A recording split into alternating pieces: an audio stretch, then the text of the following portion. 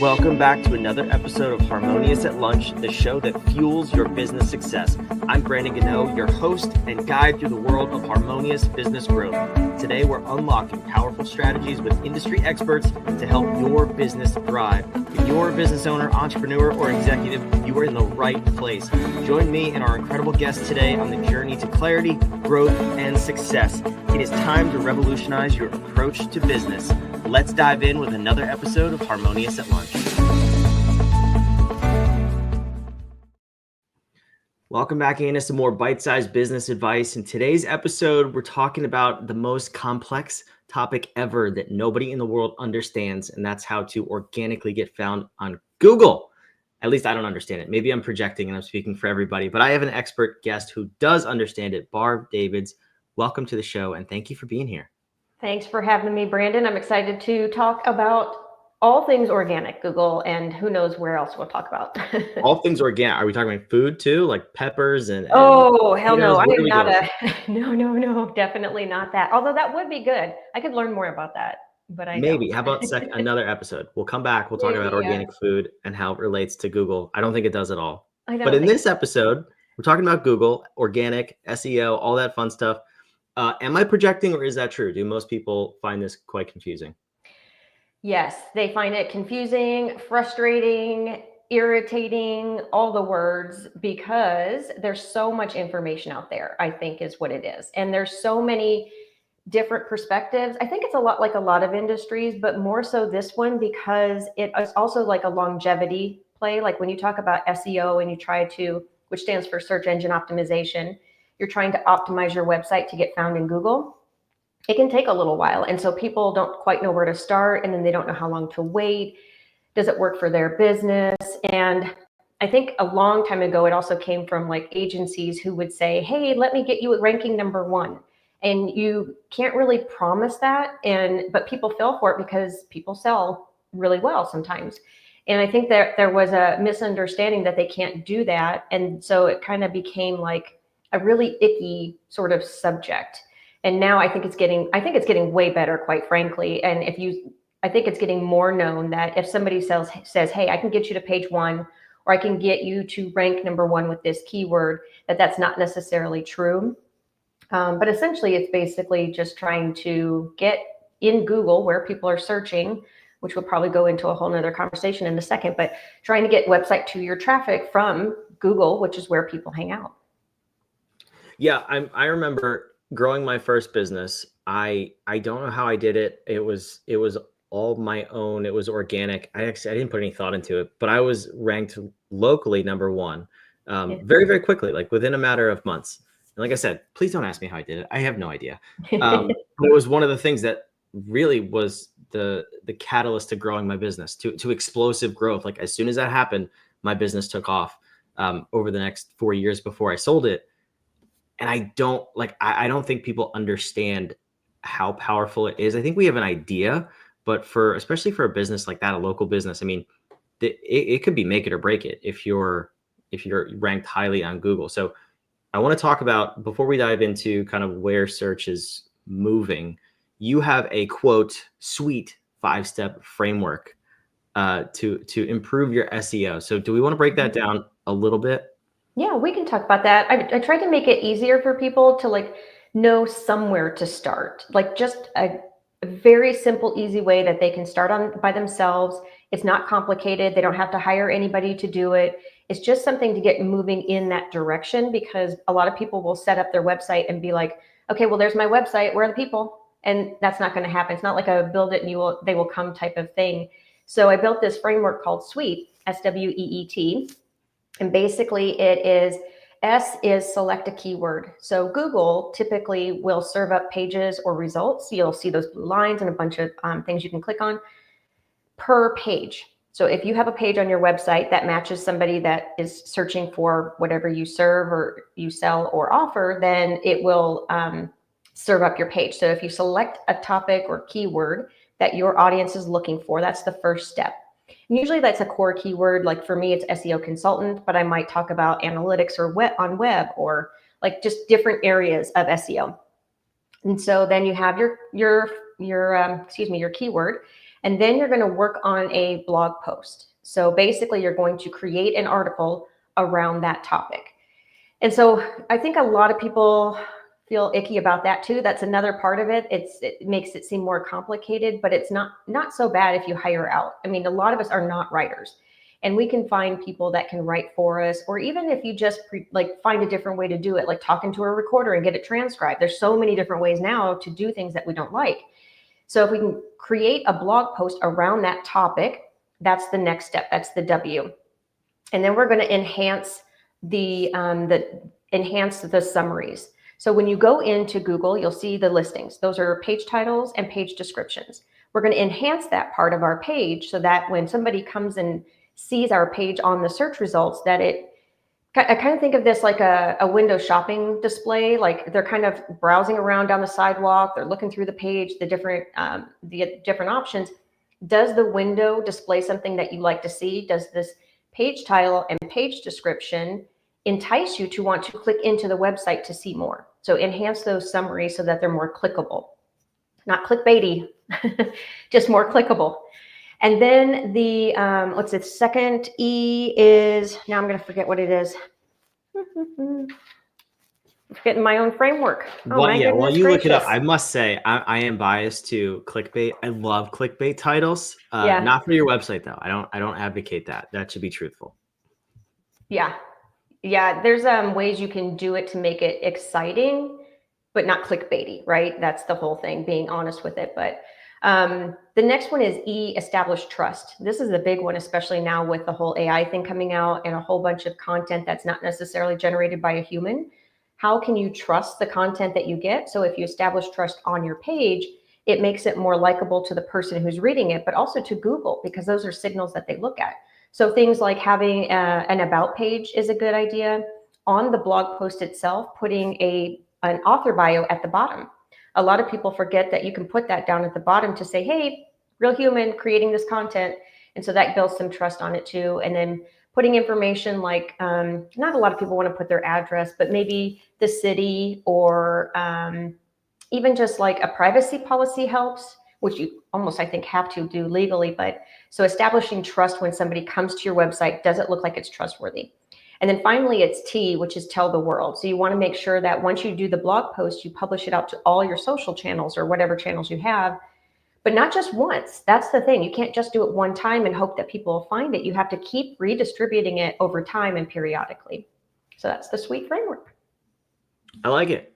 That seems simple, but also like a lot of work.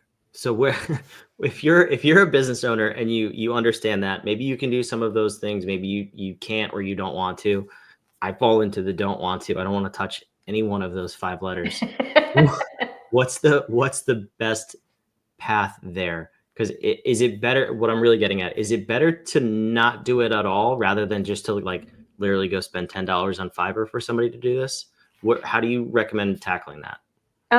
So it is going to be based on budget and what your energy level is. You certainly can have every right to go over to Fiverr and pay somebody to do this. Now, I wouldn't expect that you would want to pay somebody $5 to do this. Would you pay a mechanic $5 to work on your car? Would you pay the plumber $5 to work on your plumbing? So for something that you want it to work, I wouldn't necessarily undervalue what they're doing. So that's one thing to consider. So if you're paying really cheap, or you want to do it cheap because you just don't want to do it, you're not focusing or putting the effort into actually making it work.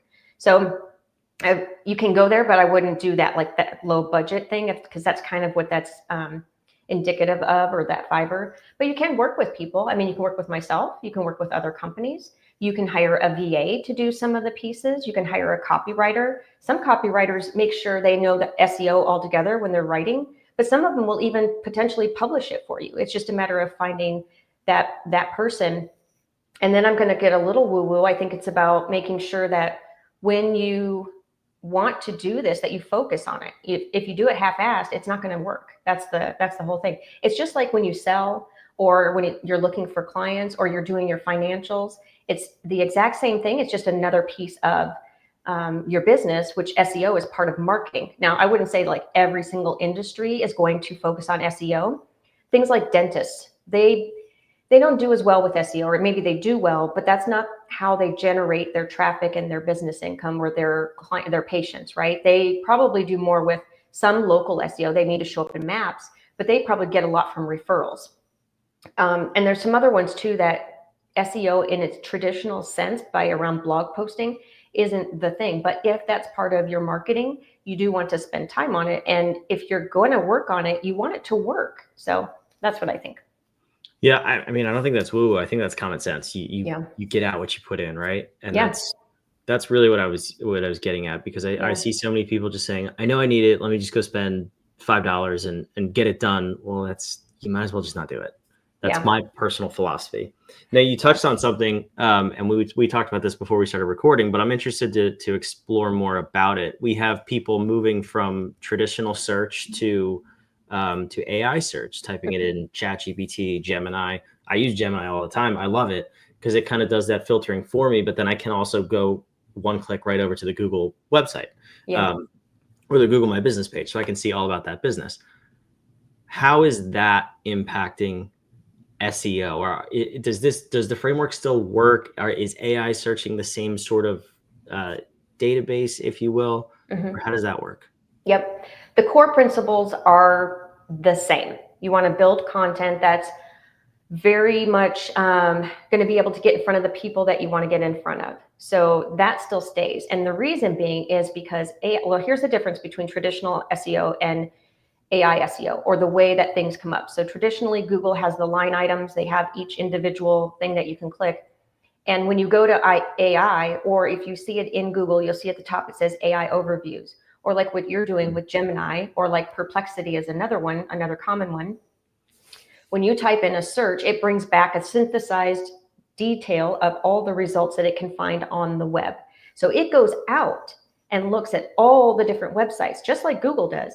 It just brings it back in a whole different way, is the difference. And then it says, okay, well, I found all of this information from these 5 websites. Now, some of the thing that we aren't able to really see yet, but some people are doing studies to like infer how this is happening. Some of the tools are pulling from existing high ranking results on Google, and some of them aren't. So if you do all of the baseline SEO stuff, you're only helping your business to be able to show up in AI overviews. So, because whether or not you show up in rankings, well, one, if you can, it's probably better anyway, because Google still has the biggest market share. But if not, then at least maybe you're still getting out there, because the AI people, tools, whatever you want to call them, I don't know what to call them still. There's like so many different ones, but they go out and they look at the web to see, okay, who can answer this question? And so what changes technically from a business perspective is we're not just taking one keyword per page. It used to be that like you could only talk about one thing per page because Google would serve up by page, right? It was a one-to-one almost.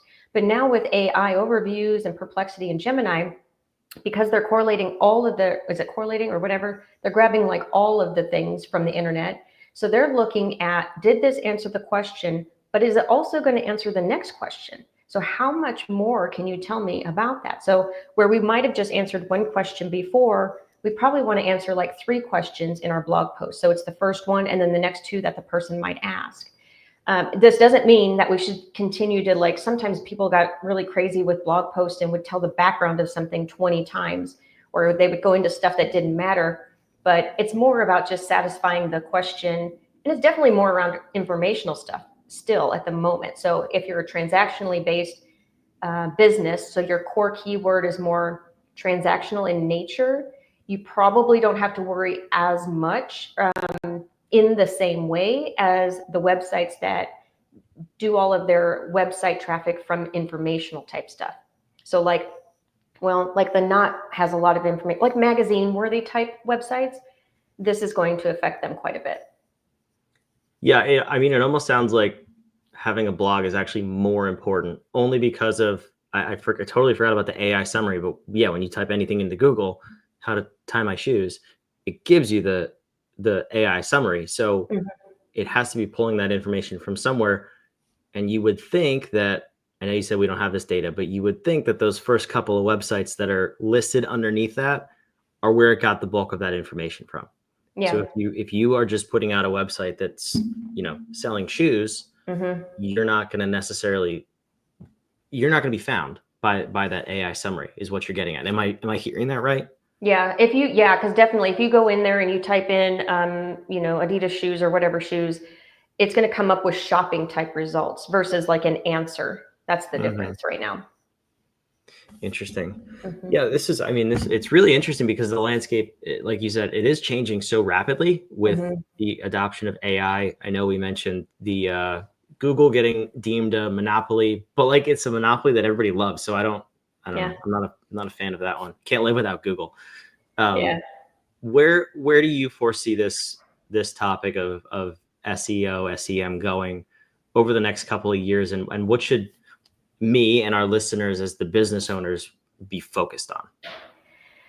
I think it's the best thing to focus on is creating content that allows you to spend the least amount of time remaking content is basically what it is. I think sometimes we get stuck in having always to create something new, but I think a better option is to create like one big piece or have a source piece of content. Maybe it's a blog post and or a podcast or something bigger or longer or even just a video, and you can cut it up and then share it everywhere so that you are spending less time on like that side of things rather than focusing on the clients and their customer service. So the content piece doesn't have to be as time consuming as it may seem like. It's just a matter of sitting down and thinking about it.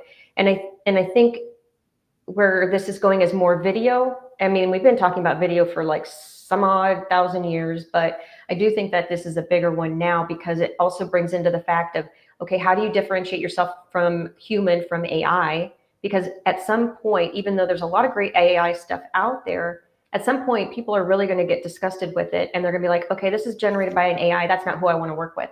I want to work with a real human being. And so that's one way with video that you can do that. So I think doing some of that longer form content would be good because eventually Google is going to lose out. They are going to lose some of that search market share. I mean, they've already started talking about like in 4 years or something like that, some studies, but there are so many different platforms having out there. I think we are going to get super fragmented in how people are searching for the information that they're looking for. And it's only going to get worse because everybody has their own way of doing things. And so I think that's one thing we have to consider is being very diverse in our market and how we do our business marketing, making sure that we have different ways of getting that. Because like, think about this, all of the businesses that have been putting all of their effort into SEO only, which of course I'm going to be biased and love, but the problem with that is that now their traffic is going down because things are changing and it's only going to continue to go down next year and the year after that. It might not be like a big windfall off, but you can start to see the trend of that happening. So I think giving some thought to content marketing and the diversification of the channels that you're marketing with, I think that's probably where to start. I like that, and I like the tip of using video because you can show your authentic self. You can be real. We are two real people. Well, actually, you know what, Barb? I don't know. We haven't met in person. Are you real or are you This AI? is my AI clone, actually. Oh, interesting. Very interesting. I will say this though. I mean, right now, at least, video AI is just not there. I mean, you can tell within a split second. Even if you can't identify it, your human instinct knows that is not a human being you're looking at. I put one of my I host another podcast with my business partner. It's just the two of us knuckleheads jabbering on about nothing. I put that into an AI and had it do a podcast episode about what we talked about. And it was way better than our episode. So I don't know. Maybe there's some value to to having AI involved with what you do. But for this podcast, you can't replace Barb. It's just impossible. So Barb, I want to I'm thank you for being irreplaceable, here. Brandon. There's just that. Irreplaceable. It's your new tagline, right? That's right. Yeah. I love it. Well, if if the listeners, they know they need this. First of all, let's just say that you need this. So if you're listening, you need this. If they want to reach out and learn more and have you help them with their SEO, with their web presence, where's the best place for them to go? The single best place is compassdigitalstrategies.com. Everything is there. Awesome. I love it. And you have a podcast as well. Can we talk about that for a minute? Absolutely. Yeah. It's called the Small Business Sweet Spot. And every week I put out a single solo episode around SEO and content marketing. And then I also do a guest interview around business improvement, personal improvement, and I use improvement loosely. It's just I like learning about like myself and things that I can do either better or different. And it's all around like because I'm a single business owner, around improving those different things. I don't have a really great way of saying it, but yeah, it's just like I had a yoga teacher on there once, and then sometimes I have people outside of my industry on there as well. I love it. That's fantastic. I'll make sure all of that is down in the show notes below, including the website, compassdigitalstrategies.com. It's on the screen if you're watching. Otherwise, everything's down below in the show notes. Barb, thank you so much for being here. Yeah, thanks for having me, Brandon. I appreciate it. Wherever you're watching or listening, please subscribe. We want to have you back. We put out 5 episodes a week to bring you content like this, content to improve your health, your mindset, your relationships, all of that stuff, everything that's important to be a truly successful entrepreneur. It's more than just the business. We want to help you build a more harmonious business and life. So we'll see you tomorrow on Harmonious at Lunch.